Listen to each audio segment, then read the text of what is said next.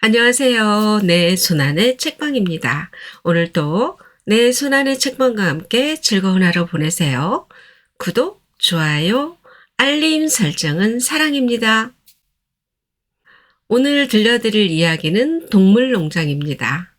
첫 번째 영상에서 인간에게 착취당하던 동물들이 인간을 내쫓고 세운 농장, 그 동물공화국을 지배하게 되는 똑똑한 돼지들.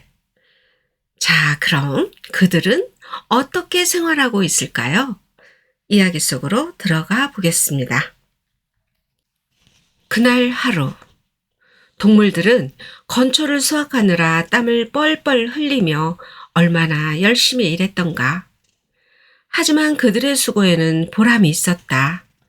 건초 수확은 생각보다 훨씬 큰 성공을 거두었다. 일이 퍽 고될 때도 있었다.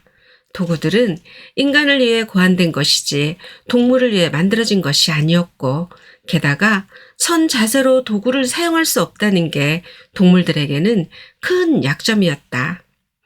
하지만 돼지들은 영리해서 매번 어려운 문제가 생길 때마다 해결 방법을 생각해냈다. 말들로 말하자면 풀밭 구석구석을 훤히 꿰고 있는 데다가 풀을 베고 긁어 모으는 일이라면 존스나 그의 일꾼들보다 솜씨가 훨씬 윗길이었다. 돼지들은 직접 일을 하지 않는 대신 다른 동물들을 감독하고 지휘했다. 아는 게 많았기 때문에 돼지들이 지도 역할을 맡는 건 아주 자연스러운 일이었다. 복서와 클로버는 몸에 풀 베는 기구나 썰애를 붙들어 매고 풀밭을 빙빙 돌았고, 돼지 하나가 그 뒤를 따라다니며 그때그때 어이 동무 위로, 워이 뒤로 하면서 방향을 지휘했다. 제일 힘 약한 동물들까지도 풀을 뒤집고 모으는 일을 거들었다. 오리, 암탉들도 땡볕에 온종일 왔다 갔다 하면서 불 위에 풀 몇 가닥씩이라도 물어날랐다. 마침내 동물들은 과거 존스와 그의 일꾼들이 했을 때보다 이틀이나 앞당겨 수확을 끝냈다. 게다가 이번에 건초 수확은 농장이 생긴 이후 최대의 것이었다. 낭비는 전혀 없었다. 암탉과 오리들이 날카로운 눈으로 살피다가 마지막 풀줄기까지 모두 챙겨다 모았기 때문이다. 풀 도둑질도 없었다. 농장에 어느 동물도 한번 입가심할 만큼의 풀조차 훔치는 일이 없었다. 그 여름 내내 농장일은 시계처럼 돌아갔다. 동물들은 일찍이 상상도 못했을 만큼 행복했다. 입에 넣는 먹거리는 그지없이 달콤했다. 그것은 과거 인색한 주인이 마지못해 동냥주듯 던져두던 먹이가 아니라 동물들이 스스로 자신들을 위해 생산한 먹이, 진정한 그들 자신의 먹이였기 때문이다. 쓸모없는 기생충 인간들이 사라지고 나자 동물들에게는 먹을 것이 더 많이 돌아갔다. 여가도 훨씬 더 많았다. 동물들로선 그 여가란 것이 뭔지 도무지 경험해 본 일이 없긴 했지만 말이다. 그러나 어려운 일도 많았다. 이를테면 농장에 탈곡기가 없었기 때문에 그의 느지막이 옥수수 거지를 할 때 동물들은 아득한 옛날 방식대로 발로 밟아 옥수수 알갱이를 떨구고 껍질을 입으로 후후 불어서 걷어내야 했다. 그러나 영리한 돼지들이 있고 엄청난 힘을 가진 복서가 있어서 언제나 동물들을 어려움에서 구해주었다. 복서는 모든 동물들에게 경탄의 대상이었다. 존스 시절에도 그는 열심히 일하는 말이었지만 지금의 그는 어찌나 열심이던지 말 한 마리가 아니라 3마리는 뭉쳐놓은 것 같았다. 농장의 모든 일이 그의 힘센 두 어깨에 달려 있는 것 같아 보일 때도 있었다. 아침부터 밤까지 그는 밀고 당기며 일했고 가장 힘든 일이 있는 곳에는 언제나 그가 있었다. 그는 어떤 수평아리에게 매일 아침 남들보다 30분 먼저 자기를 깨워달라 해놓고 그렇게 일찍 일어나서는 제일 필요한 일이 무엇인지를 살펴 하루의 정상 일과가 시작되기 전 30분씩 자원 노동을 했다. 무슨 어려운 문제가 생기면 내가 더 열심히 할게 라고 그는 말했다. 그는 그 말을 자신의 개인 모토로 삼았다. 그러나 모든 동물들은 각자 자기 능력에 따라 일했다. 예를 들면 옥수수 거지 때 암탉과 오리들은 흩어진 나달들을 열심히 주워 모아 자그마치 옥수수 5마를 덤으로 수확했다. 아무도 도둑질하지 않았고 자기 앞으로 돌아오는 몫에 대해 불평하지 않았다. 존스 시절에는 그렇게도 흔하던 싸움질, 물고 뜯기, 질투하기 같은 것도 거의 사라졌다. 꾀부리며 이를 피하는 동물도 없었다. 아니, 아주 없다기보다는 거의 없었다. 사실 흰 암말 몰리 같은 경우엔 아침에 잘 일어나질 못했고 일을 하다가도 발굽에 돌이 박혔다며 일찍 자리를 뜨곤 했다. 고양이의 행동도 좀 별난 데가 있었다. 해야 할 일이 생기면 고양이가 눈에 띄지 않는다는 걸 동물들은 알게 됐다. 그녀는 몇 시간씩 어디론가 사라졌다가 밥 먹을 시간이나 일이 다 끝난 저녁이 되어서야 마치 아무 일도 없었다는 듯 슬그머니 다시 나타나곤 했다. 그러고는 썩 그럴듯한 핑계를 대면서 다정하게 가르랑거리는 통에 모두 그녀의 말을 믿을 수밖에 없었다. 나이 많은 당나귀 변제면은 반란 이후에도 전혀 달라진 구석이 없었다. 그는 존스 시절이나 마찬가지로 느릿느릿 고집스러운 방식으로 일했다. 그는 일을 피하지 않았고 가외의 일에 생겼을 때 선뜻 자원해서 나서지도 않았다. 반란에 대해서나 그 결과에 대해 그는 아무 견해도 표명하지 않았다. 존스 일당을 쫓아내고 난 지금이 더 행복하지 않느냐는 질문에 대해선 당나귀는 오래 산다네. 죽은 당나귀 본 일 있어? 라는 게 그의 대답이었다. 모두들 그 알쏭달쏭한 대답으로 만족할 수밖에 없었다. 일요일에는 모두 쉬었다. 일요일 아침 식사는 다른 때보다 1시간 늦춰 먹기로 했고 식사 후에는 매주 빠짐없이 거행되는 의식이 있었다. 의식의 첫 순서는 깃발 개항이었다. 스노볼이 마구실에서 준수 부인이 쓰던 헌 녹색 식탁보 하나를 찾아내어 흰색으로 말국과 뿔을 그려놓은 깃발이었다. 동물들은 매주 일요일 아침 농장 마당의 깃대에 그 깃발을 개항했다. 스노볼의 설명에 따르면 깃발의 녹색은 영국의 푸른 풀밭을 의미하고 발굽과 뿔은 모든 인간을 최종적으로 몰아낸 다음에 세워질 동물 공화국을 의미한다는 것이었다. 깃발 개항에 이어 동물들은 총회를 갖기 위해 헛간으로 행진했다. 총회는 회의라는 명칭으로 불렸다. 회의에서는 다음 주에 할 일들이 계획되고 결의안 제출과 토의가 진행됐다. 무슨 결의안을 제출하는 건 언제나 돼지들이었다. 다른 동물들은 투표하는 법까지는 알았지만 자기네 스스로 무슨 결의안 같은 걸 생각해내지는 못했다. 토론 때는 스노볼과 나폴레옹이 가장 활발했다. 그러나 다들 곧 알게 된 일이지만 그 두 수태지가 서로 합의에 도달하는 일은 절대로 없었다. 한쪽이 무슨 안을 내놓으면 한쪽에서는 어김없이 반대 의견을 제시했다.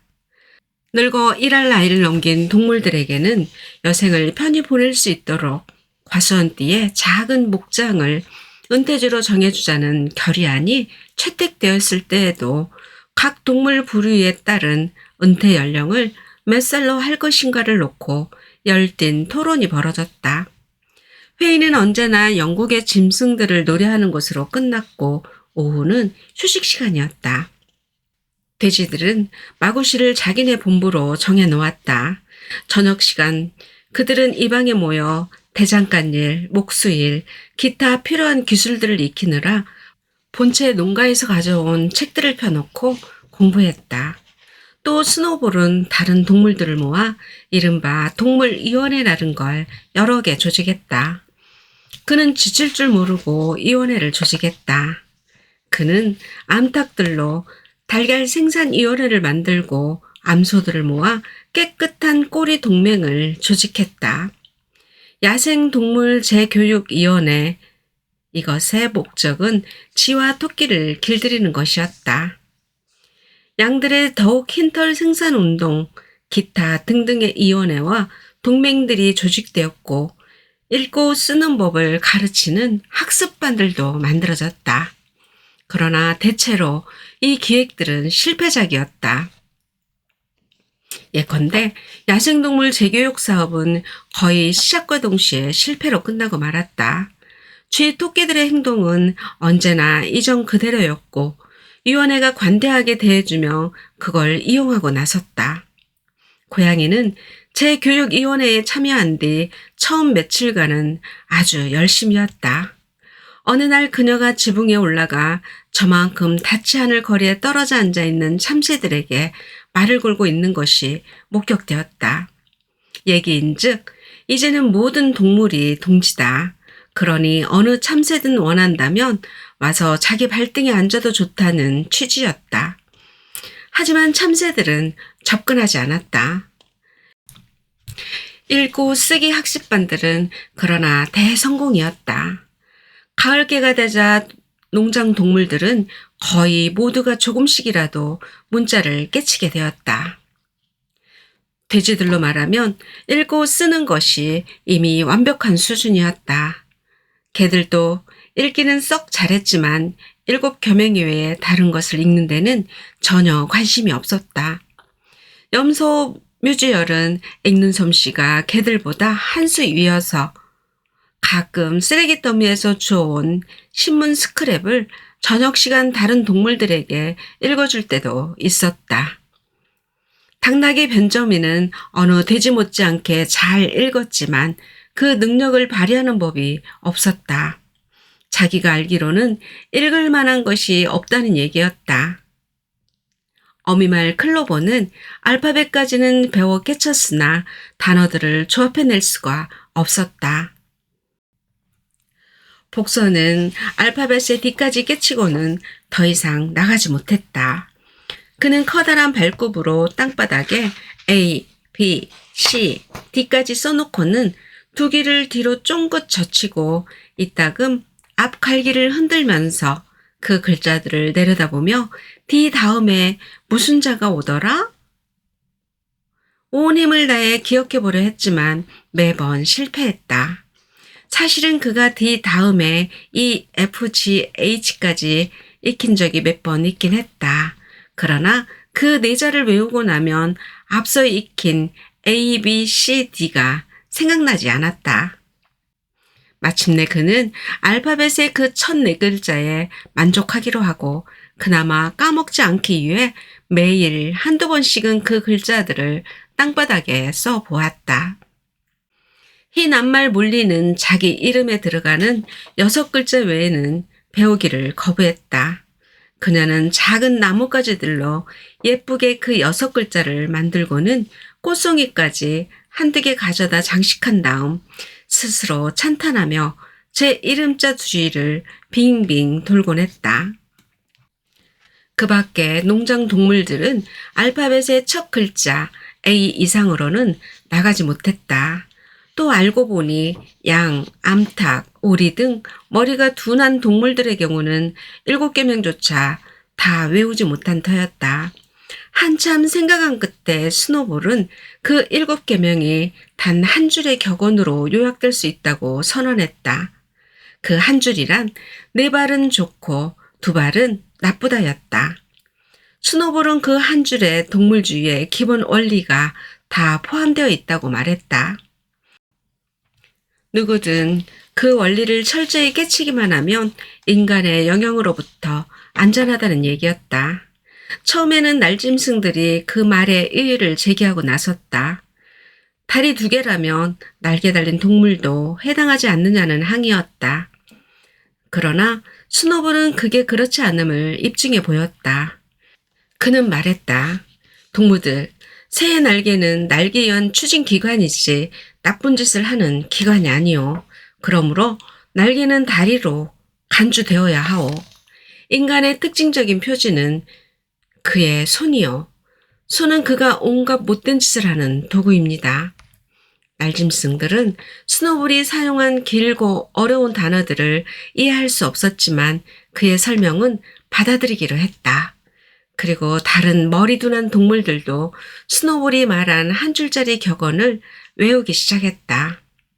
헛간벽에는 7계명 위쪽에 계명의 글자도보다 더 크게 네 발은 좋고 두 발은 나쁘다라는 새 문장이 추가되었다. 일단 외우고 나자 양들은 그 격언이 몹시 마음에 들었다. 그들은 가끔 풀밭에 누워 일제히 네 발은 좋고 두 발은 나쁘다, 네 발은 좋고 두 발은 나쁘다를 몇 시간씩 지칠 줄 모르고 외쳐댔다. 나폴레옹은 스노볼의 이혼애들에 대해 냉담했다. 그의 말인즉 이미 다 큰 동물들을 놓고 뭘 어쩌느니 보다는 어린 것들을 교육하는 일이 훨씬 더 중요하다는 것이었다.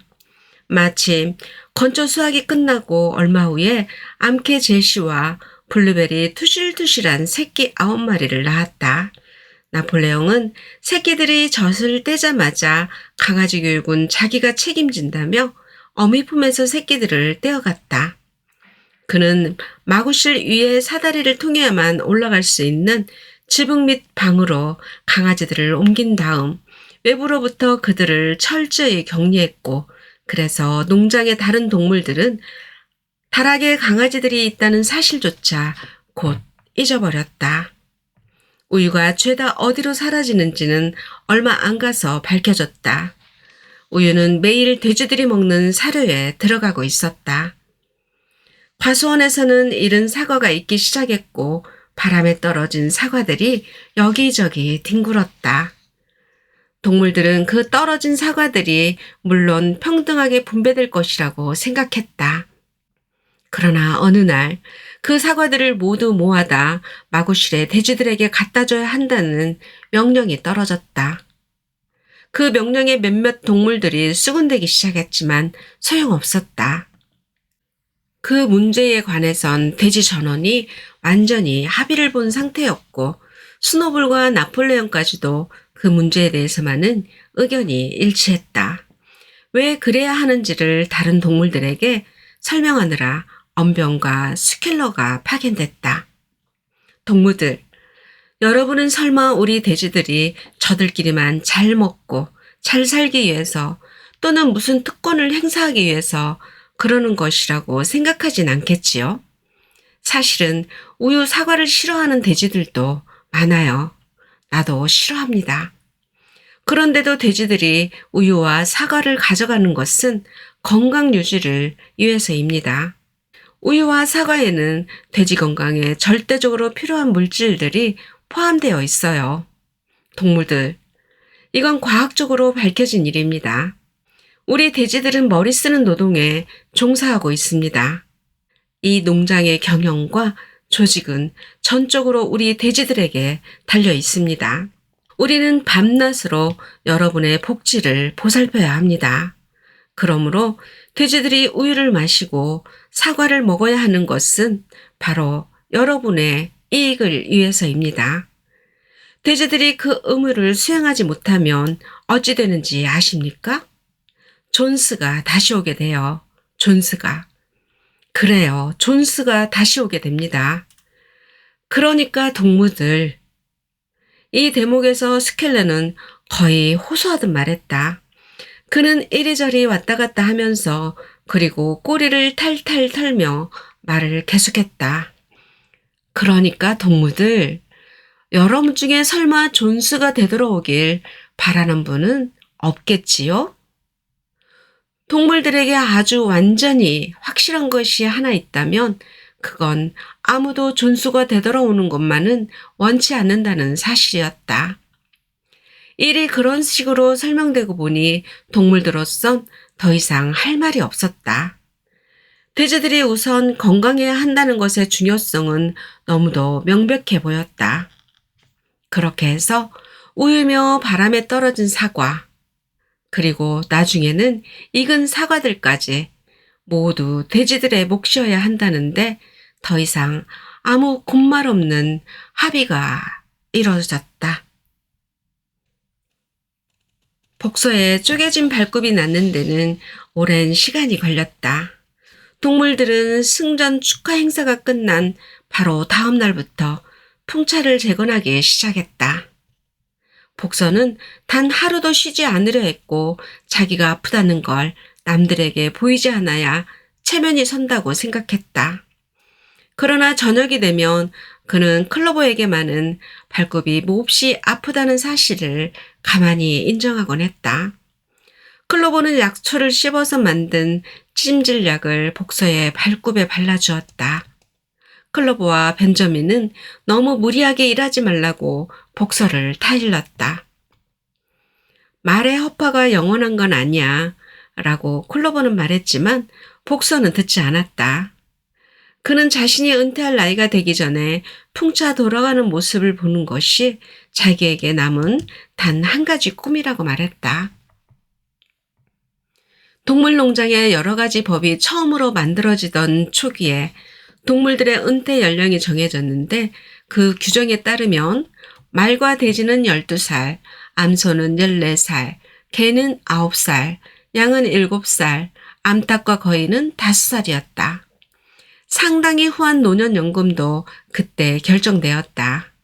아직은 은퇴해서 연금 생활을 하는 동물이 없었지만 최근 들어 이 문제가 자주 거론되고 있었다.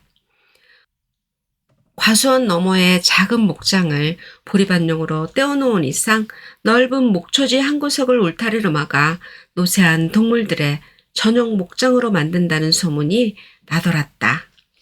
은퇴한 말에게는 하루에 옥수수 1kg을 주고 겨울에는 건초 7kg을 주며 공휴일에는 당근이나 사과 한 개씩을 더 주기로 한다는 얘기도 있었다. 농장의 삶은 고되었다. 지난해처럼 이번 겨울도 혹독했고 식량은 그때보다 더 부족했다. 돼지와 개들만 빼놓고 다른 동물들에게 돌아가는 식량 배급량은 또다시 줄어들었다.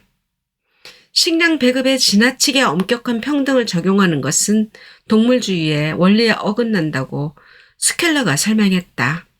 어쨌든 그는 지금 농장의 식량 사정이 겉보기와는 달리 결코 나쁘지 않다는 걸 다른 동물들에게 쉽사리 입증해 보일 수 있었다. 물론 당분간은 배급량을 재조정할 필요가 있지만 과거의 존스 시절에 비하면 사정이 이만저만 나아진 게 아니라고 그는 주장했다. 그는 날카롭고 빠른 목소리로 통계 숫자를 대가며 존스 시절보다는 지금의 동물들이 더 많은 귀리와 건초와 순물을 확보하고 있다. 일하는 시간은 짧아지고 마시는 물은 수질이 더 좋아졌다.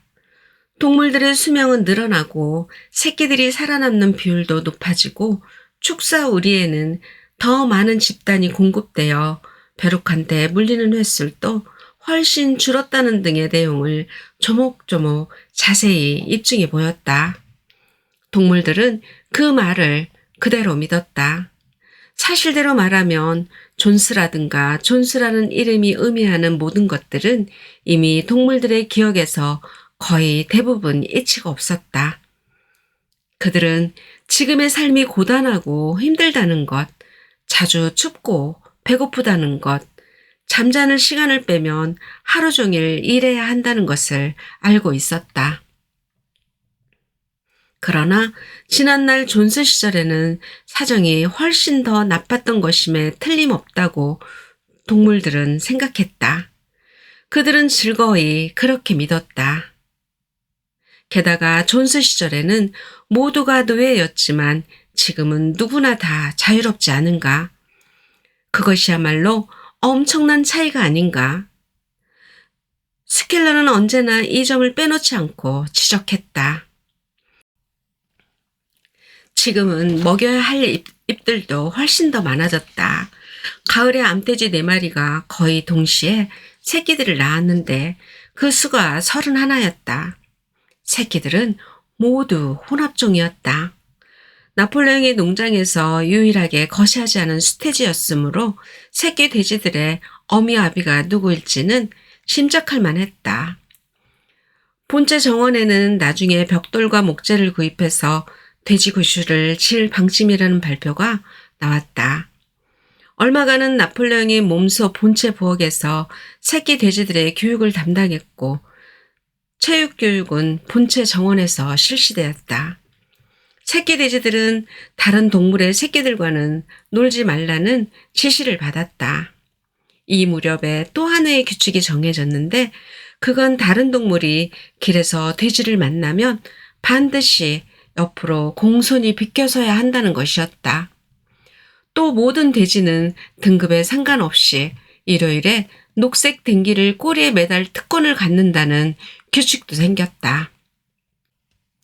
동물 농장으로선 꽤 성공적인 한 해였으나 돈은 여전히 모자랐다. 돼지 교실을 짓자면 벽돌이며 모래, 석회를 구입해야 할 때고 풍차용 기계류를 사들이자면 또 다른 저축도 필요했다. 그뿐이 아니었다. 본체에 쓸 등불용 기름과 양초, 나폴레옹의 식탁에 올릴 설탕. 나폴레옹은 살찐다는 이유로 다른 돼지들에게는 설탕 섭취를 금지시켰다. 개비하거나 보충해야 할 도구, 못, 끈, 석탄, 철사, 고철, 개 먹이, 비스킷 등도 필요했다. 이 때문에 건초 한 더미와 감자, 수확물의 일부가 팔려나갔고 달걀 계약분도 주당 600개로 늘어났다. 그래서 그의 암탉들은 농장의 암탉수를 겨우 평상 수준으로 유지할 정도의 병아리들만 가까스로 부화할 수 있었다. 12월에 줄었던 식량 배급량은 2월이 되자 다시 줄었고 기름을 아낀다며 축사 우리의 등불은 사용이 금지되었다. 그러나 돼지들만은 충분히 안락한 생활을 하는 것 같았다. 사실 돼지들은 피둥피둥 살이 찌고 몸들이 불어나 있었다. 본체 부엌 너머에는 존스 시절에도 쓰지 않던 작은 양조실이 하나 있었는데 2월 하순 어느 날 저녁 양조실에서 동물들이 여태 한 번도 맡아본 적 없는 따스하고 진하고 식욕 돋구는 향내가 흘러나와 마당을 타고 온 농장으로 퍼졌다. 보리 삶는 냄새라고 누군가가 말했다. 동물들은 그 향기를 허기지게 맡으면서 어쩌면 저녁 식사용으로 따스하고 걸쭉한 여물이 만들어지는 건가 생각했다. 그러나 그날 저녁 식사에 따스한 여물은 나오지 않았다. 다음 일요일이 되자 이제부터 모든 보리는 돼지들만을 위해 비축한다는 발표가 나왔다. 과수원 너머의 목장에는 벌써 보리를 심었다. 그러자 또 소문이 흘러나오기를 요즘 모든 돼지들이 매일 맥주 500ml씩을 분배받고 나폴레옹은 하루에 2리터를 마신다는 것이었다. 그는 크라운 더빌스프 그릇에 맥주를 받아 마신다고 했다. 하지만 고달픈 일들이 많다 해도 지금 농장의 삶은 과거에 비해 훨씬 품이 있었고 이는 동물들의 고달픔을 일부 상쇄해 주었다. 농장에는 이즈음 노래와 연설과 행진들이 옛날보다 더 많았다. 나폴레옹은 일주일에 한 번씩 이른바 자발적 시위라는 것을 열도록 명령했는데 동물 농장의 투쟁과 승리를 축하하는 것이 그 시위의 목적이었다. 정해진 시간에 동물들은 일하다 말고 군대식 대형을 지어 농장 군회를 행진했다. 돼지들이 대형을 이루고 다음에 말, 그 다음에 암소, 암소 뒤에는 양, 양 다음에 암탉, 거의 오리 등이 섰다. 대형의 좌우 측면에는 개들이 따라붙고 나폴레옹의 나팔수인 검은 수탉이 선두에 서서 행진했다. 클로버와 복서는 발굽과 뿔이 그려진 녹색 깃발을 양쪽에서 받쳐들고 행진했는데 그 깃발에는 나폴레옹 동무 만세라고 쓰여 있었다. 행진이 끝나면 나폴레옹을 기리는 시들이 낭송되고 이어 최근 식량 생산이 얼마나 늘었는가를 숫자로 밝히는 스켈레어 연설이 있고 이따금 총포 발사가 뒤따랐다. 자발적 시위의 가장 헌시적인 것은 양들이었다. 이 행사가 시간 낭비이고 행사를 위해 동물들이 추위에 떨며 한참씩 서 있어야 하지 않느냐고 누군가가 불평하면 돼지와 개들이 없는 자리에서는 이런 불평을 하는 동물들이 몇 있었다. 양들이 기다렸다는 듯이 네 발은 좋고 두 발은 나쁘다를 큰 소리로 외쳐대며 불평을 잠재웠다. 그러나 대체로 동물들은 그 축하 행사들을 즐겼다. 동물들은 그 행사들을 치르면서 어쨌거나 자기들이 농장의 진정한 주인이고 그들의 모든 노동도 자기네 이익을 위한 것임을 상기하고 그걸로 위로받을 수 있었다. 그래서 노래와 행진, 스켈레어 통계 숫자 발표와 우렁찬 총포 발사, 숱하게 나팔과 펄럭이는 깃발 등 이런저런 행사가 진행되는 동안 동물들은 적어도 그 시간만은 배고프다는 사실을 잊을 수 있었다. 4월이 되자 동물농장은 공화국으로 선포되고 대통령 선출이 필요해졌다. 후보는 오로지 나폴레옹 하나뿐이었고 그는 만장일치로 대통령에 선출되었다. 같은 날 스노볼과 존스 사이의 공모 내용을 더 자세히 밝혀주는 새로운 문서들이 또 발견되었다는 발표가 나왔다. 이제 보니 스노볼은 동물들이 지금껏 알고 있듯 외양간 전투에서 단순히 무슨 전술인가를 써서 동물들에게 패배를 안겨주려 한 데서 끝난 게 아니라 아주 대놓고 존스의 편에 서서 싸운 것으로 밝혀졌다. 실은 그날 농장에 쳐들어온 인간들을 앞장서서 지휘한 것이 바로 스노볼이라는 것이었고 스노볼은 인간 만세를 제 입으로 외치며 돌진했다는 것이다. 몇몇 동물들이 아직도 기억하는 스노볼의 등짝 부상도 사실은 나폴레옹의 이빨에 물어뜯긴 상처였다는 것이다. 여름이 중반에 접어들었을 무렵 수년간 모습을 감추었던 큰 까마귀 모지스가 돌연 농장에 다시 나타났다. 그는 전혀 변한 데가 없었고 여전히 일에는 손대지 않았을 뿐 아니라 예전 버릇 그대로 수거 캔디산이라는 하늘나라 얘기도 계속했다. 그는 나무 등거리에 올라앉아 검은 날개를 펄럭이며 자기 얘기를 들어주는 동물은 누구든 붙들고 1시간씩 그 하늘나라 얘기를 했다. 저기 저 위에 말이야 동무들. 그는 커다란 부리로 하늘을 가리키며 엄숙하게 말하곤 했다. 저 구름 너머에 말이야 우리 불쌍한 동물들이 영원히 노동에서 해방되어 편안히 쉴 수 있는 슈거 캔티산이 있어. 자기가 언젠가 한번 하늘 높이 날다가 실제로 그 나라에 들어가 본 적이 있고 거기서 사시장철 클로버와 아마시 케이크가 자라는 풀밭과 각설탕이 자라는 울타리도 제 눈으로 봤다고 그는 말했다. 많은 동물들이 그 말을 믿었다. 그들 생각에는 지금 그들이 배고프고 몸 고달픈 이승의 삶을 살고 있으므로 어딘가 더 나은 세상이 마땅히 존재해야 한다는 건 너무도 옳고 당연한 일이 아닌가 싶었다. 한 가지 잘 이해할 수 없는 것은 큰 까마귀 모지스에 대한 돼지들의 태도였다. 돼지들은 슈거 캔디산에 대한 모지스의 얘기가 모두 헛소리라고 경멸조로 말하면서도 모지스가 농장에 머물도록 허락했을 뿐 아니라 일도 하지 않는 그에게 매일 맥주 150ml씩을 배급했다. 발굽이 다 났자 복서는 어느 때보다 더 열심히 일했다. 사실 모든 동물들이 그해 내내 노예처럼 일했다. 농장의 평상시 일과와 풍차 재건이라는 일 말고도 어린 돼지들을 위해 3월부터 문을 연 돼지교실 건설 공사가 있었다. 먹는 것은 시원찮으면서 장시간 일을 해야 한다는 것이 견디기 어려울 때도 있었지만 복서는 결코 비틀거리지 않았다.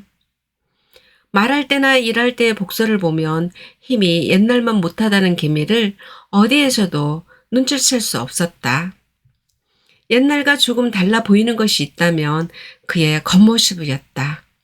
가죽은 예전에 용기를 잃었고 커다란 엉덩이도 살이 빠진 것 같아 보였다. 그런 복서를 보며 다른 동물들은 봄에 새풀을 먹으면 괜찮아질 거야 라고 말했다. 그러나 봄이 오고 나서도 복서는 살이 찌지 않았다. 돌산 꼭대기로 오르는 빌닷길에서 온몸으로 거대한 돌덩이를 끌어올릴 때의 복서는 그저 오로지 일을 계속해야 한다는 의지 하나로 버티는 것 같았다. 그럴 때 그는 내가 더 열심히 한다라고 말하려는 듯 입술을 달막거리긴 했으나 목소리가 나오지 않았다. 클로볼과 변저민이 그의 복서에게 몸 생각을 하라고 다시 권고했지만 복서는 들은 척도 하지 않았다. 그의 12번째 생일이 다가오고 있었다.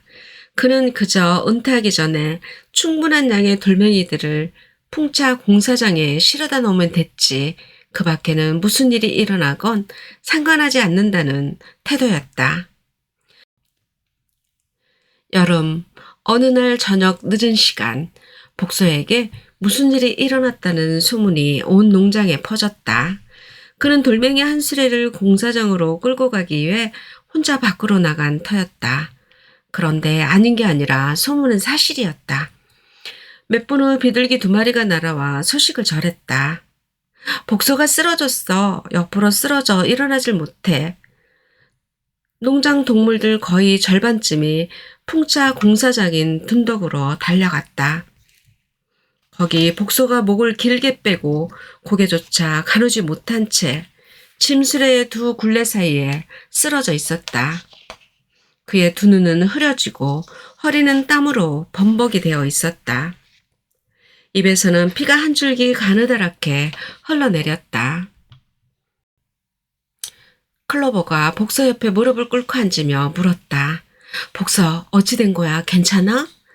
폐에 문제가 있나 봐. 복서가 힘없이 말했다. 상관없어. 내가 없더라도 풍차 일은 네가 끝내줘. 돌은 꽤 많이 모였어. 어쨌건 내겐 한 달밖에 남지 않았거든. 사실은 내가 은퇴를 생각하고 있었어. 벤저민도 늙었으니 나랑 같이 은퇴하면 서로 동무가 될 거야. 우선 치료부터 해야 해. 누가 빨리 가서 스켈라한테 얘기 좀 해줘. 클로버가 외쳤다. 다른 동물들이 스켈러에게 소식을 전하느라 즉각 농장 본체로 달려갔다. 클로버와 벤저민만 남아 있었다. 벤저민은 복서 옆에 앉아 아무 말 없이 긴 꼬리로 파리를 쫓아주고 있었다. 15분쯤 지나 스켈러가 나타났다. 그는 동정과 관심을 표하면서 나폴레옹 동무가 농장의 가장 충성스러운 일꾼들 가운데 하나인 복서에게 일어난 이 불상사를 비통한 심정으로 전해들었고 치료차 복서를 윌링던의 한 병원으로 보낼 조치를 이미 취하고 있다고 전했다. 이 말에 동물들은 약간 불안한 생각이 들었다. 몰리와 스노볼 말고는 어느 동물도 농장을 떠난 일이 없고 게다가 병든 동료를 인간들의 손에 맡긴다는 건 생각조차 하기 싫은 일이었다. 그러나 스켈러는 복서를 농장에 두기보다는 윌링던의 스위스한테 보내어 치료받게 하는 것이 훨씬 낫다고 동물들을 쉽사리 설득할 수 있었다. 30분쯤 지나 복서는 다소 기운을 차리고 간신히 일어나 절룩거리며 마구간으로 돌아갔다. 그의 마구간에는 클로버와 벤자민이 편안한 집단 잠자리를 만들어 놓았다. 그 후 이틀 동안 복서는 자기 우리에서 쉬었다. 돼지들은 본체 화장실의 약상자에서 찾아낸 큼지막한 분홍색 약병 하나를 복서에게 보냈다. 클로버는 하루 2번 식사 후에 그 약을 복서에게 먹였다. 저녁이면 그녀는 복서 곁에 앉아 말동무가 되어주었고 벤저민은 파리를 쫓아주었다.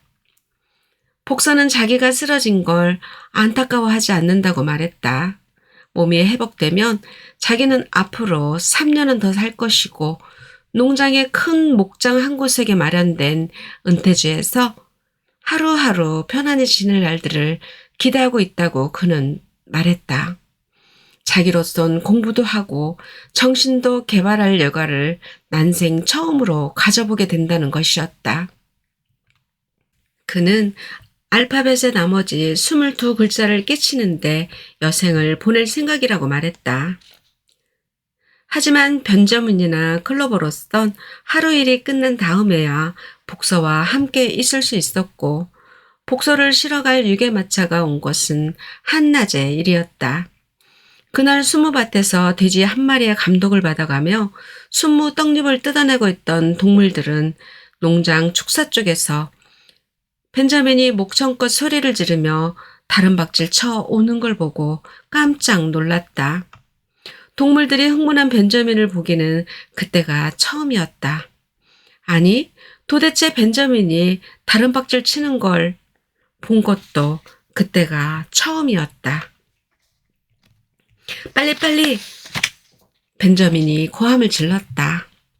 빨리 와, 복서를 끌어가고 있어. 동물들은 돼지의 명령을 기다릴 생각도 않고 일제히 일손을 멈추고는 농장 건물 쪽으로 내달았다. 아닌 게 아니라 말 2마리가 끄는 커다란 유괴마차 한 대가 마당에 서 있었다. 마차의 천막 한쪽에는 뭐라 쓰인 글자들이 보였고 마부석에는 꼭대기가 납작한 중산모를 쓴 인상이 교활한 남자 하나가 앉아 있었다. 마구간에는 복서가 보이지 않았다. 동물들은 마차 주위로 몰려들었다. 잘 가게 복서, 잘 갔다 와. 동물들이 외쳤다. 이런 멍청한 바보들 같으니. 벤저민이 동물들 주위를 깡충깡충 뛰면서 작은 발굽으로 땅을 구르며 소리쳤다. 이 바보들아, 마차에 써놓은 저 글자들이 보이지도 않아? 그 말에 동물들은 주춤하면서 소리를 죽였다. 염소위저리 글자를 더듬거리며 읽어보려 하자 벤저민이 그녀를 제치고 나섰다. 동물들이 죽은 듯 침묵하는 동안 그가 글자들을 읽어 내려갔다. 엘프리드 시먼즈, 말 도살업 및 악교 제조업, 윌링던 소재, 가죽과 골분도 취급함, 계집도 공급. 저게 무슨 소린지 모르겠어? 복서가 페마 도축업자한테 끌려가는 거야. 동물들에게서 공포의 소리들이 터져 나왔다. 그 순간 마부색의 남자가 말 잔등을 찌찌찌르하자 마차가 미끄러지듯 마당을 빠져나가기 시작했다. 모든 동물들이 마차 뒤를 따라가며 있는 대로 목청을 돋우더 소리를 질러댔다. 클로버가 동물들을 해치고 앞으로 나섰다. 마차는 이미 속력을 내고 있었다. 클로버는 질주하기 위해 뚱뚱한 네 발에 힘을 모은 끝에 간신히 보통의 속도로 뛸 수 있었다. 그녀는 복서하고 소리를 질렀다. 예, 복서, 복서, 복서. 그러자 그 순간 바깥의 시끄러운 소리들을 들었다는 듯 코밑에 흰줄이 난 복서의 얼굴이 마차 뒤의 조그만 창문으로 나타났다. 예, 복서. 클로버가 무섭게 소리쳤다. 복서, 거기서 나와. 빨리 나오라고. 널 죽이러 가는 거야. 다른 동물들도 빨리 나와 복서, 빨리 나와라며 고함을 질러댔다. 그러나 마차는 이미 속력을 내면서 그들에게서 멀어지고 있었다. 복서가 클로버의 말을 알아들었는지 어쨌는지는 확실치 않았다. 그러나 잠시 후 그의 얼굴이 창문에서 사라지더니 발굽으로 탕탕 차고 구르는 소리들이 마차 안에서 시끄럽게 들려왔다. 복서는 마차를 차고 나오려 하고 있었다. 예전 같았으면 그의 발길질 서너 번의 마차는 박살났을 터였다. 그러나 어쩌랴. 이미 그에게는 힘이 없었다. 마차 안의 발길질 소리는 점점 약해지고 마침내 들리지 않았다. 절망한 동물들은 마차를 끌고 가는 말 두 마리에게 마차를 세우라고 호소했다. 동무들, 형제를 죽음으로 끌고 가면 안 돼. 그들이 소리쳤다. 그러나 그 멍청한 말 두 마리는 너무 무식해서 무슨 일인지 영문을 알 턱이 없었고 귀만 쫑긋 뒤로 젖히고는 더 속력을 내어 달렸다. 복서의 얼굴은 다시는 창문에 나타나지 않았다.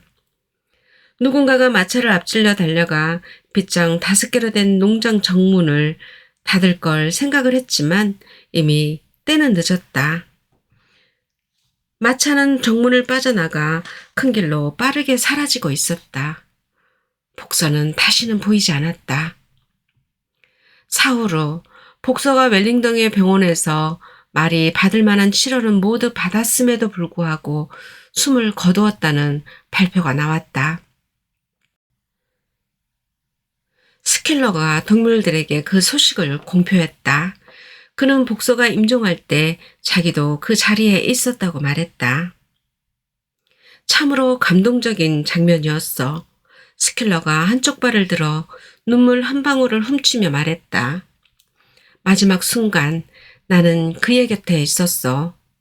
거의 말할 기운도 없는 그 마지막 순간에 그가 내 귀에 대고 말합디다. 풍차 왕궁을 보지 못하고 가는 것이 자기의 유일한 슬픔이라고 말입니다. 전진하시오, 동물들, 하고 그가 말했어요. 반란의 이름으로 전진하시오.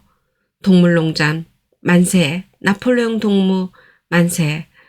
나폴레옹 동무는 언제나 옳다라고 그가 말했어. 그게 복서동무의 마지막 말이었어. 이 대목에서 스킬러의 태도가 돌변했다. 그는 잠시 말을 끊고 작은 눈으로 의심에 찬 눈길을 이리저리 던지다가 말을 계속했다. 그는 복서가 실려갈 때 어떤 멍청하고 못된 소문이 나돌았다는 것을 자기는 안다고 말했다. 몇몇 동물들이 복서를 싣고 간 마차에 말 도살업이라는 문구가 쓰인 것을 보고는 복서가 폐마 독축업자에게 넘겨졌다는 성급한 결론을 내렸다고 스킬러는 말했다. 그렇게 멍청한 동물도 있다니 믿을 수 없다고도 했다. 그는 꼬리를 흔들거리고 이쪽 저쪽으로 깡충대며 분노에 찬 소리도 아닌 동무들은 우리의 경애하는 지도자 나폴레옹 동무를 겨우 그 정도로밖에는 생각지 않느냐고 말했다. 스켈러의 설명은 아주 간단했다.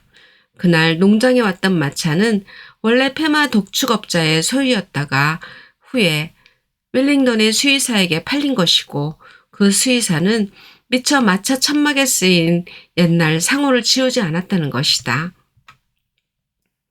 오해는 거기서 생긴 것이라는 게 스켈러의 설명이었다. 동물들은 그 설명을 듣고 크게 안도했다. 이어 스켈러는 복서의 임종 때 모습을 눈에 보이듯 생생하게 묘사했다. 복서가 극진한 치료를 받았고 나폴레옹 동무는 비용 같은 건 전혀 생각지 않고 값비싼 약을 쓰도록 배려했다고 그가 말했다. 그 얘기를 듣고 동물들의 모든 의심이 사라졌다. 복서가 적어도 행복하게 최후를 맞았다고 생각하자 동물들은 동료의 죽음으로 인한 슬픔을 달랠 수 있었다. 나폴레옹은 그 다음 1월 회의에 직접 나타나 복서를 찬양하는 짤막한 연설을 했다. 죽은 동무의 시체를 농장으로 가져와 묻어줄 수는 없었지만 나폴레옹 자신이 본체 정원에서 자라는 월계수로 커다란 화환을 만들어 복서의 무덤에 보내도록 지시했다고 말했다.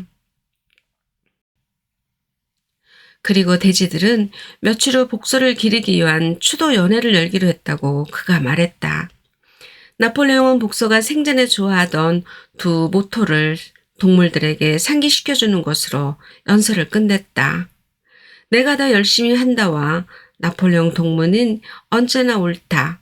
이 두 가지 신조를 이제부터 모든 동물들이 각자 자신의 신조로 채택하는 게 좋을 것이라고 그는 말했다.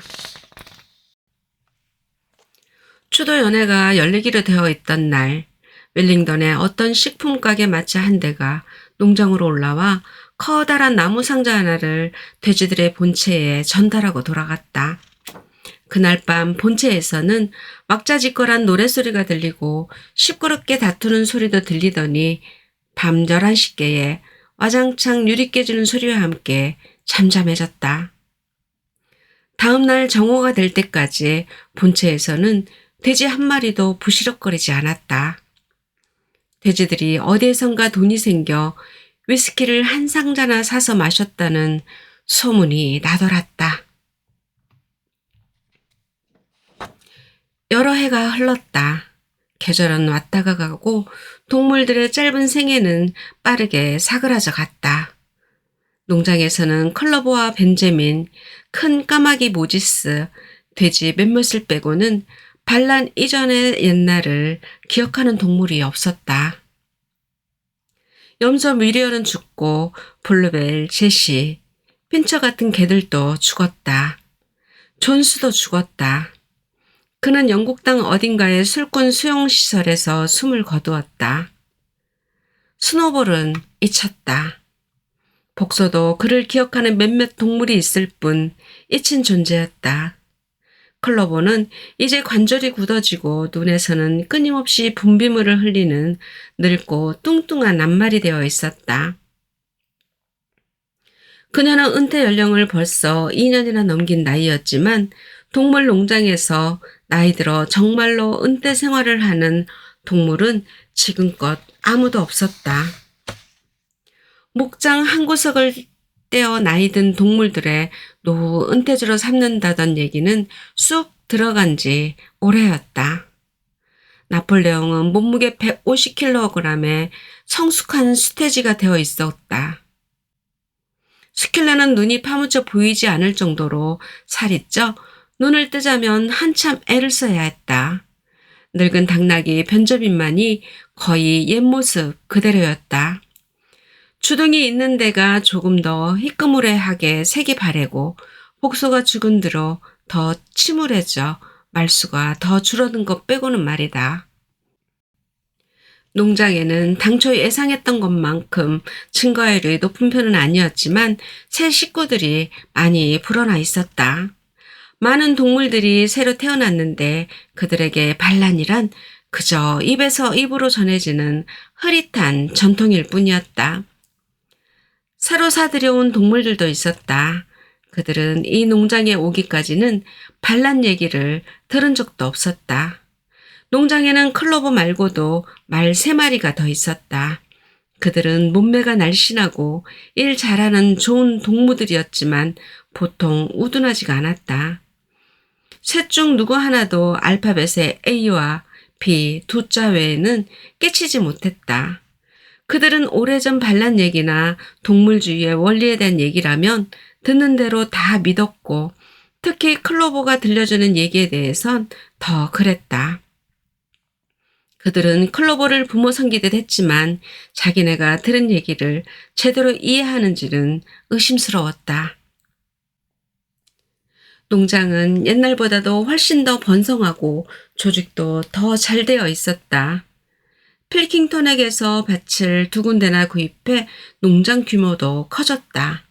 풍차는 드디어 성공리에 완성되었으며 탈곡기며 건초, 승강기도 들여오고 건물도 여러 채가 새로 들어섰다. 중개인도 자기 소유의 경마차를 한 대 장만했다. 그러나 풍차는 전력을 생산해내지는 못했고 주로 옥수수를 찢는 방아용으로 사용되었지만 거기서 생기는 현금 소득은 아주 짭짤했다. 동물들은 그런 풍차를 하나 더 세우느라 열심히 일하고 있었다. 그게 완공되면 발전소가 거기 설치된다고 했다. 하지만 한때 스노볼이 동물들에게 불어넣었던 호사스러운 꿈, 그러니까 전기가 들어오는 축사, 냉온수시설, 주 3일 노동제 같은 것들은 더 이상 입에 오르지도 않았다. 이런 생각들은 동물주의의 정신에 어긋난다고 나폴레옹은 말했다. 동물들의 참다운 행복은 열심히 일하고 근검한 전략 생활을 하는 데 있다고 그는 말했다. 말하자면 농장은 그 자체로는 전보다 부유해졌으면서도 거기 사는 동물들은 하나도 더 잘 살지 못하는 농장이 된 것 같았다. 돼지와 개들이 너무 많은 것이 한 가지 이유일성 싶었다. 이들이 일을 하지 않은 것은 아니었다. 그들에게는 그들 나름의 일이 있었다. 스킬러가 노상 설명하듯 돼지들에게는 농장을 지휘, 감독하고 조직하느라 일이 끝도 없이 많았다. 그런데 그 일이란 대부분 다른 동물들로선 무식해서 이해할 수 없는 것들이었다. 스켈러는 돼지들이 매우 엄청난 노동을 해야 한다고 말했는데 예를 들자면 그 노동은 서류 파일이니 보고서니 의사록이니 각서니 하는 신비한 것들을 만드는 일이었다. 이것들은 글자를 빼곡하게 써놓은 널따란 종이들로서 일단 글자를 꽉 차고 나면 그 종이들은 아궁이로 들어가 불살라지곤 했다. 스킬러는 그 일이 농장의 복지를 위해 최고로 중요한 것이라고 말했다. 하지만 돼지나 개들이 자기네 먹을 식량을 제 손으로 생산하는 일은 없었다. 게다가 농장에는 개와 돼지들이 너무 많았고 그들의 식욕은 언제나 왕성했다. 다른 동물들의 삶은 그들이 알기로는 언제나 그 모양 그 꼴이었다. 그들은 늘 배가 고팠고 잠은 지푸라기 위에서 자고 물은 웅덩이에서 마시고 눈만 뜨면 밭에 나가 일을 해야 했다. 겨울에는 추위에 떨고 여름에는 파리 등살에 시달렸다. 나이든 동물들은 때때로 흐릿한 기억을 더듬어 존수를 막 쫓아냈을 때인 반란 초기의 농장이 지금보다 더 살기 좋았던 것인지 아니면 더 못했던 것인지 기억해 보려 했다. 하지만 기억이 나지 않았다. 그들로서는 지금의 삶을 견주어 비교해 볼 건덕지가 없었다. 스켈러가 읊어대는 통계 숫자 말고는 어디 의존할 자료가 없었던 것이다. 그 통계 숫자를 보면 언제나 모든 게 더 나아지고 있다는 얘기였다. 동물들로서는 전혀 풀 길 없는 문제였다. 그러나 어쨌든 지금으로선 동물들이 그런 걸 생각해보며 앉아있을 틈도 없었다. 오직 늙은 당나귀 변점이만은 자신의 긴 생애를 한 토막도 빠짐없이 고스란히 기억하고 있다고 말했다. 그의 말인즉 지금의 사정이 옛날보다 더 나을 것도 못할 것도 없고 앞으로도 더 나아지거나 더 못해지지 않을 것이며 굶주림과 고생과 실망은 삶에 바꿀 수 없는 법칙이라는 것이었다. 그러나 동물들은 희망을 버리지 않았다.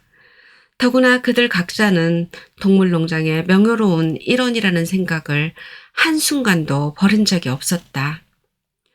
온 영국 땅을 통틀어 동물들이 소유하고 동물들이 운영하는 농장은 아직도 그들의 그 동물농장 하나뿐이었다. 어린 새끼들은 물론 10여 킬로에서 30km 떨어진 다른 농장에서 들어온 신참 동물들까지도 포함해서 모든 동물들은 자기네 농장이 단 하나뿐인 동물 농장이라는 사실에 거듭거듭 놀라지 않을 수 없었다. 총이 발사되고 녹색 깃발이 개항대 끝에서 펄럭이는 걸 보고 있노라면 그들의 가슴은 한없는 긍지로 가득 차오르고 그러면 얘기는 언제나 그 옛날의 영웅시대 존스를 추방하고 7계명을 만들고 큰 전투에서 인간 침략자들을 무찔렀던 그 옛날로 돌아가곤 했다. 그들은 옛 꿈 가운데 어느 하나도 버리지 않았다. 늙은 메이저가 예언했던 동물공화국, 영국의 모든 푸른 들판에서 인간의 발길을 몰아낸 다음 세워질 그 동물공화국의 꿈도 그들은 여전히 믿고 있었다. 언젠가 그 공화국의 날이 오리라. 비록 당장은 아니라 하더라도 어쩌면 지금 생존해 있는 동물들의 살아생전에는 오지 않을지 몰라도 그래도 그날은 오고 있었다. 어쩌면 동물들은 영국의 짐승들, 노랫자락도 여기저기서 몰래 흥얼거리고 있을지 몰랐다. 아무도 감히 큰 소리로 그 노래를 부르지는 못했지만 동물농장에서 그 노래를 모르는 사람이 없다는 것만은 사실이었다. 그들의 삶이 고되고 모든 희망이 다 성취된 것은 아닐지 몰라도 동물들은 자기네가 여타 농장의 동물들과는 다른 존재라는 것을 알고 있었다. 그들이 배를 줄인다면 그건 인간 독재자들을 먹여 살리느라 그러는 것이 아니었다. 그들이 고달프게 일한다 해도 그 노동은 최소한 그들 자신을 위한 것이었다. 그들 중 누구도 두 발로 걷는 동물은 없었다. 어느 동물도 다른 동물을 주인님이라 부르지 않았다. 모든 동물들은 평등했다.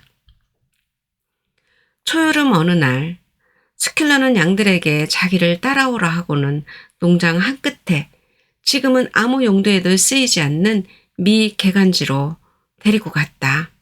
그곳은 어린 자작나무들로 덮여 있었다. 양들은 스켈러의 감독 안에 자작나무 잎을 뜯어먹으며 거기서 온종일 보냈다. 저녁이 되자 스켈러는 양들에게 모두 거기 남아있으라 해놓고 마침 날씨는 따뜻했다. 자기만 혼자 본체로 돌아왔다. 결국 양들은 거기서 일주일을 보냈고 그동안 다른 동물들은 농장에서 양들을 볼 수 없었다. 스킬러는 매일 대부분의 낮 시간을 양들과 함께 보냈다.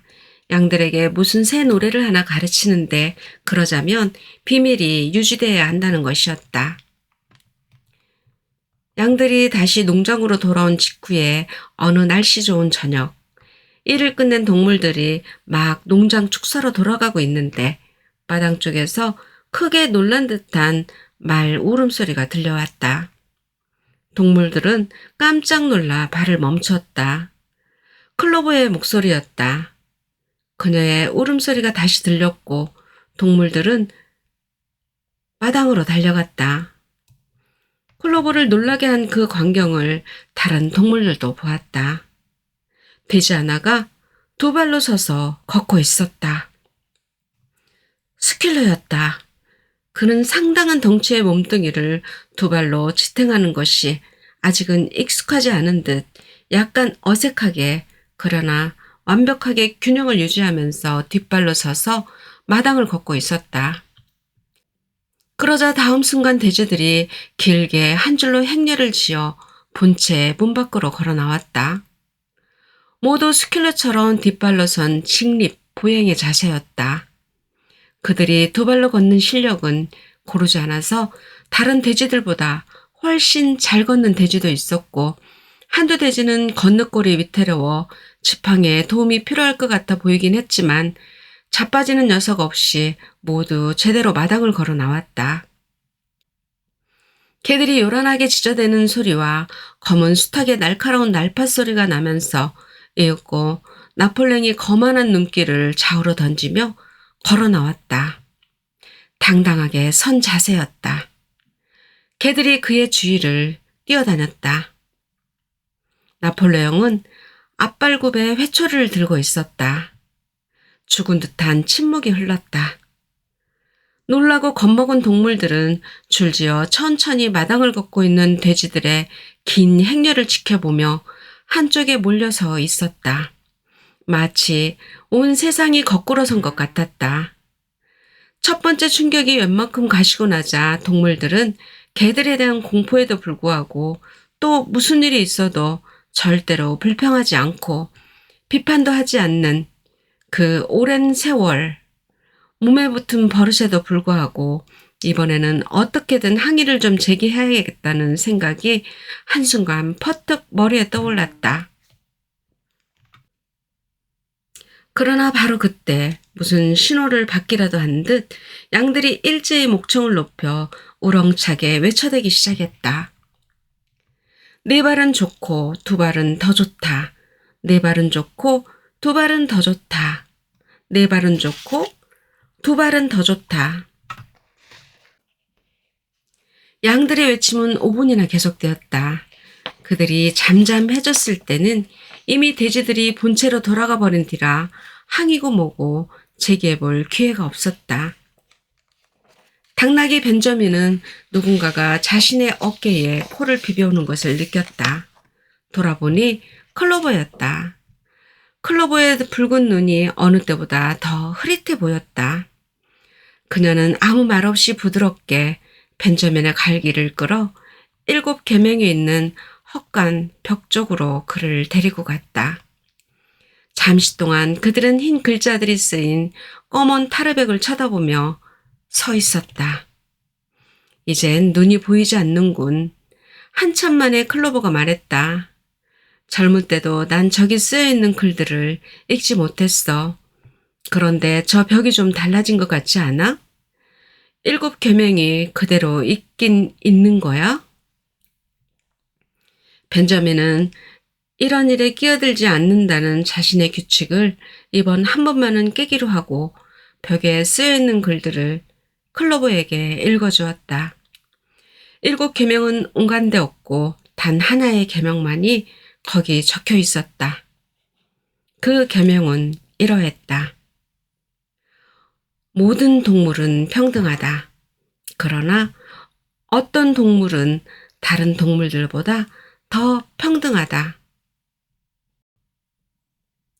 그 후로는 이를테면 다음날 농장 일을 감독하러 나온 돼지들이 하나같이 앞발굽에 회초리를 들고 있는 것이 이상해 보이지 않았다. 또 돼지들이 라디오를 사고 전화를 놓을 계획이며 존 브리니, 텟 비츠니, 데일리 미러니 하는 신문, 잡지들의 정기 구독을 신청했다는 소식이 들려왔지만 그것도 이상해 보이지 않았다. 나폴레옹이 입에 파이프를 물고 본체 정원을 산책하는 것이 눈에 띄었지만 그것도 이상해 보이지 않았다. 그랬다. 이상해 보이지 않았다. 돼지들이 본체 옷장에서 존수의 옷들을 꺼내 입고 나온 것도 이상해 보이지 않았고 나폴레옹 자신이 검은 코트에 반바지 사냥복과 가죽 각반 차림으로 나타난 것도 또 그의 총애를 받는 암돼지가 옛날 존스 부인이 일요일이면 입고 나던 물결무늬 비단 옷을 걸치고 나온 것까지도 이상해 보이지 않았다. 일주일이 지난 어느 오후 경마차 여러 대가 농장으로 올라왔다. 근처에 농장주 대표단이 동물농장 시찰에 초대된 것이다. 그들은 농장을 구석구석 둘러보면서 무얼 보건 간에 족족 큰 존경을 표시했다. 특히 풍차에 대해서 그랬다. 동물들은 수문밭에서 김을 메고 있었다. 동물들로선 돼지들을 더 무서워해야 할지 아니면 인간 방문객들을 더 두려워해야 할지 알 수 없어 고개를 떨구고 땅만 내려다보며 일했다. 그날 저녁 본체에서는 요란한 웃음소리와 고래고래 노래 부르는 소리가 흘러나왔다.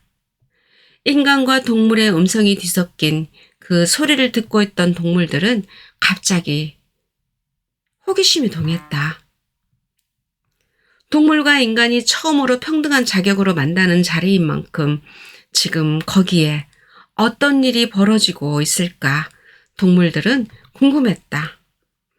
그들은 모두 한 덩어리가 되어 살금살금 발소리를 죽이며 본체 정원으로 기어갔다. 본체 정문에서 그들은 더럭 겁이 나 잠시 멈칫했지만 클로버가 그들을 끌고 정원으로 들어섰다.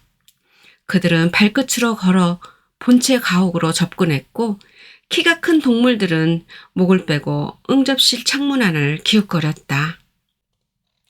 응접실에는 농장주 6명과 돼지들 중에서도 급이 높은 명사돼지 6이 길다란 탁자 주위로 앉아있는 게 보였고 나폴레옹은 탁자 상석의 주인 자리에 앉아 있었다. 의자에 앉은 돼지들은 어색한 기색 없이 아주 자연스러워 보였다. 일동은 카드놀이를 하다 말고 펠시 술을 한 순배 더 돌릴 참으로 잠시 쉬는 중인 것 같았다. 커다란 맥주잔이 돌았고 빈잔에는 계속 맥주가 따라졌다. 창문으로 동물들이 안을 들여다보고 있다는 것은 아무도 눈치채지 못했다. 폭스우드 농장의 필킨턴 씨가 맥주잔을 손에 들고 일어났다. 자기는 이제 곧 일동에게 건배를 청할 생각인데 건배에 앞서 우선 몇 마디 하고 싶다고 그는 말했다.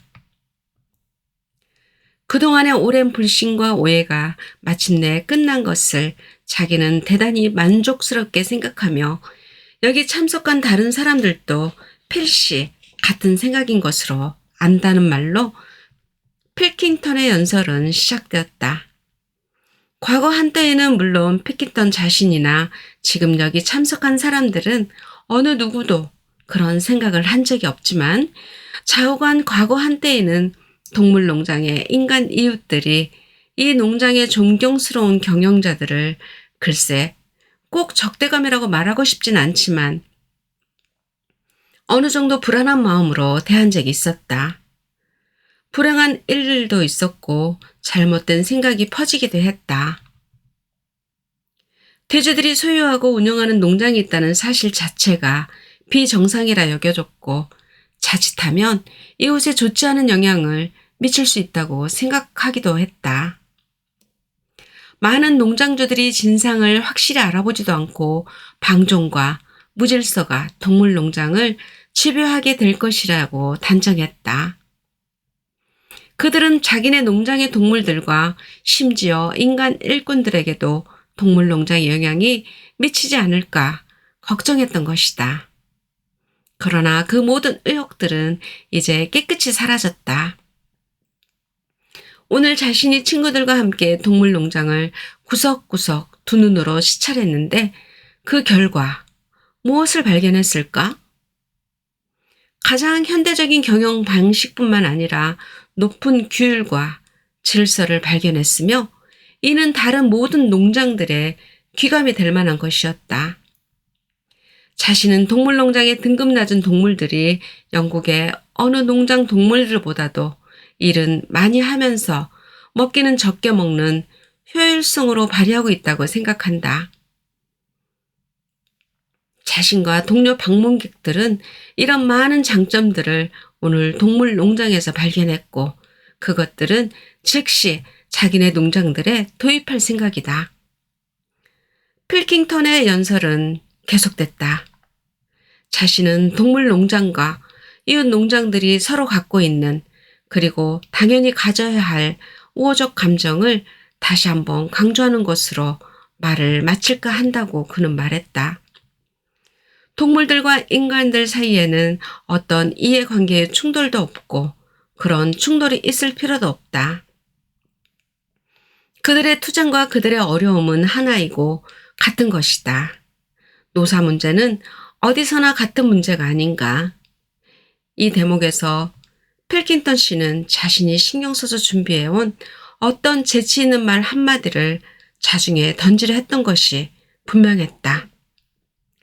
그러나 그 말을 하기도 전에 그는 자기가 한 말의 재미에 자기가 먼저 취해 목이 막히고 말았다. 한참 콜록거리다가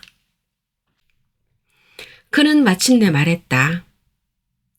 동물농장의 주인 여러분, 당신들에게 다스려야 할 하급 동물들이 있다면 우리 인간들에겐 다스려야 할 하급 계층들이 있습니다. 이 명언에 온 좌중이 함성을 질렀다. 필킨턴 씨는 다시 한번 동물농장이 식량 배급은 줄이면서 노동 시간은 늘린 것을 축하하고 그가 본대로 이 농장에서는 동물들이 제멋대로 행동하는 일이 없다는 것도 축하했다.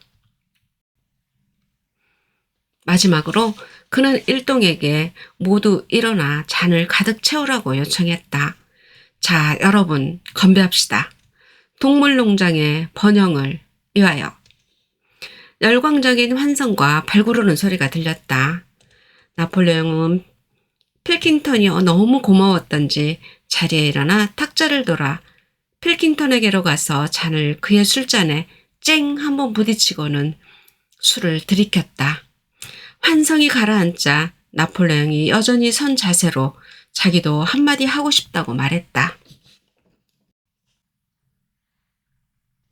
나폴레옹의 다른 때의 연설들처럼 이번 것도 짧고 간략했다. 자신도 이제 오해의 시대가 끝난 것을 기쁘게 생각한다. 자신과 동료 돼지들의 사상이 불어나고 심지어 혁명적이기까지 하다는 소문들이 오랫동안 나돌았고 이웃 농장 동물들을 부추겨 반란을 기도하고 있다고 알려지기도 했다. 그러나 그건 전혀 진실이 아니다. 자신들의 유일한 소망은 지금도 그렇고 과거에도 그랬듯 이웃 농장들과 정상적인 사업 거래를 하면서 평화롭게 사는 것이다. 이 대목에서 나폴레옹은 자신이 관리하는 이 농장이 협동업체이며 자신이 갖고 있는 농장 권리 증서는 돼지들의 공동 소유라고 말했다. 그는 계속했다. 자신은 지난날의 의혹이 아직도 남아있다고는 생각하지 않지만 농장의 관행들 가운데 일부를 최근 뜯어고치기로 했고 이는 농장의 대외 신뢰를 증진한 것이라고 그는 말했다. 지금까지 농장의 동물들은 서로 동물하고 불러왔지만 이 우스운 습관은 앞으로 금지할 방침이다. 또 하나 매우 이상한 관습으로는 언제부터 시작된 건지 모르지만 동물들이 매주 일요일 아침 마당에 깃발 개양대에 못으로 박아놓은 어떤 수태지의 두개골 앞을 행진하는 것이 있는데 이 관습 역시 금지하기로 한다. 그 두개골은 이미 땅에 묻혔다. 오늘 방문객들은 또 개양대에서 펄럭이는 녹색 깃발을 보았을 것이다. 그렇다면 방문객들은 지금까지 그 깃발에 흰색으로 그려져 있던 발굽과 뿔이 이제 제거되고 없다는 것도 보았으리라. 앞으로는 단순한 녹색 깃발만 사용될 것이다.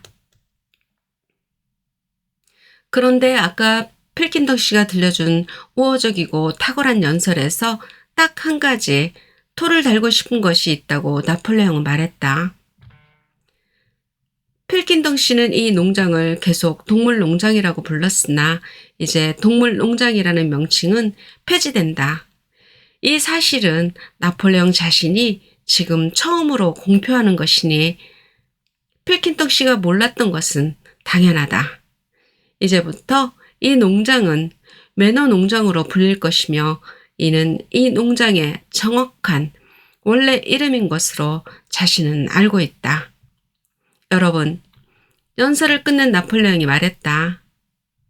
아까 필킨턴 씨처럼 나도 똑같은 건배를 하고 싶소. 그러나 형식은 좀 다루어. 잔을 가득 채우시오. 자, 건배합시다. 매너 농장의 번영을 위하여. 아까처럼 다시 한번 열렬한 환성이 있었고 잔들은 바닥까지 비워졌다. 그러나 동물들이 창밖에서 안을 들여다보고 있는 사이 뭔가 이상한 일이 일어나고 있는 것 같았다. 돼지들의 얼굴에 무슨 변화가 일어난 것 같은데 뭐가 변한 것일까? 클로버의 침침한 눈이 이 돼지에서 저 돼지로 옮겨 다녔다. 어떤 돼지는 턱이 5개, 어떤 돼지는 4개, 또 어떤 돼지는 3개였다. 돼지들의 얼굴에서 뭔가가 녹아내리고 변하는 것 같은데 그게 뭘까? 그러자 응접실의 박수와 환상이 잠잠해지면서 그 안에 인간과 돼지들은 중단됐던 카드놀이를 다시 계속했고 밖의 동물들은 소리 없이 정원을 빠져나왔다. 그러나 동물들은 채 20m도 안 가 발을 멈추었다. 본체에서 요란한 고함 소리가 터져나왔던 것이다. 동물들은 다시 창문으로 달려가 안을 들여다보았다. 아니라 다를까 험악한 말싸움이 벌어지고 있었다.